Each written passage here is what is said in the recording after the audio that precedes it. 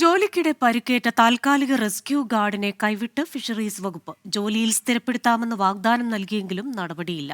സമുദ്രാതിർത്തി കടന്നുള്ള മീൻപിടുത്തം തടയുന്നതിനിടെയാണ് ചെറുവത്തൂർ മാവില കടപ്പുറം സ്വദേശി ബിനീഷിന് പരിക്കേറ്റത്. ശരിക്കും പറഞ്ഞാൽ നമുക്ക് ഹാർബർ ഡ്യൂട്ടിയാണ് തരുന്നത്. നമുക്ക് ഇത് പെട്രോളിങ് നമുക്ക് ഓൾറെഡി ഇല്ല. പക്ഷേ ഇവർ പറയുമ്പോൾ പിന്നെ നമ്മൾ അത് പോകുന്ന അത്രേ ഇല്ലു. പെട്രോളിങ് നമുക്കില്ല. നമുക്ക് ഓൾറെഡി ഹാർബർ ഡ്യൂട്ടിയുടെ അപ്പുറം പിന്നെ എന്തെങ്കിലും രക്ഷാപ്രവർത്തനത്തിൻ്റെ അങ്ങനത്തെ ഇതിനെല്ലാം പോകണം.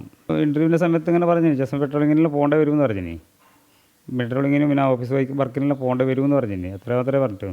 പിന്നെ ജോലിയുടെ കാര്യത്തിലൊന്നും പറയാമെന്ന് പറഞ്ഞ് ഞാൻ അവരോട് ആവശ്യപ്പെട്ടത് അത് രണ്ട് മാത്രമാണ്. ഒന്ന് ഇൻഷുറിൻ്റെതും ഒന്ന് ജോലിയുടെ സ്ഥിരം ജോലിയാണെങ്കിലും ഇരുന്നിട്ടുള്ള ജോലി ആക്കി തരാൻ വേണ്ടിയിട്ട്.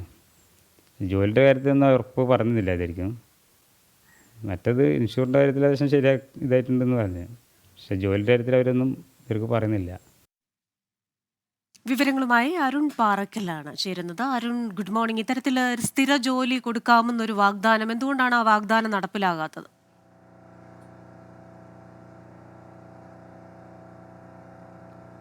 Christina, good morning. കഴിഞ്ഞ ഒക്ടോബർ 6-ാം തീയതി പുലർച്ചെയാണ് ഈ ഒരു അപകടം നടക്കുന്നത്. കാസർഗോഡ് നിന്ന് ഈ കർണാടക ബോട്ടുകൾ അനധികൃതമായി സമുദ്രാതിർത്തി കടന്നെത്തിയ കർണാടക ബോട്ടുകൾ പിടികൂടുന്നതിനായാണ് ഈ താൽക്കാലിക റെസ്ക്യൂ ഗാർഡായ ബിനീഷും സംഘവും ഉൾക്കടലിലേക്ക് പോയത്, ആഴക്കടലിലേക്ക് പോയത്. കരയിൽ നിന്ന് 22 കിലോമീറ്റർ അകലെയായിരുന്നു ഈ അപകടം എന്നുള്ളതാണ്.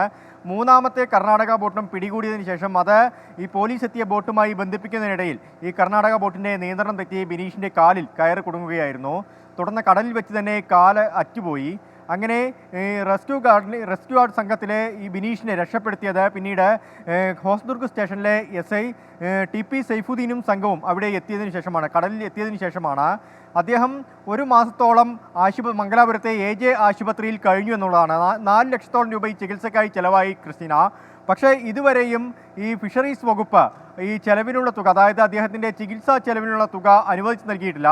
അദ്ദേഹത്തിന് ലഭിച്ച തുക എന്ന് പറയുന്നത് അവിടുത്തെ ചില ഉദ്യോഗസ്ഥരൊക്കെ പിരിവെടുത്ത് ഒരു ചെറിയ തുക നൽകിയിട്ടുണ്ട്. അത് മാത്രമാണ് അദ്ദേഹത്തിന് ലഭിച്ചത്. ഇൻഷുറൻസുമായി ബന്ധപ്പെട്ട കാര്യങ്ങളൊക്കെ തന്നെ ശരിയാക്കാമെന്ന് പറഞ്ഞിരുന്നു. പ്രത്യേകിച്ച് ഈ താൽക്കാലിക ജീവനക്കാർക്ക് ഇൻഷുറൻസ് സൗകര്യമൊന്നുമില്ല. അവർക്ക് 18,000 രൂപ മാത്രമാണ് ശമ്പളം. ആ ശമ്പളം പോലും ചില മാസങ്ങളിൽ പരിക്കേറ്റ മത്സ്യത്തൊഴിലാളിയെ കൈവിട്ട് ഫിഷറീസ് വകുപ്പ് വിവരങ്ങൾ നൽകുകയായിരുന്നു അരുൺ പാറക്കൽ.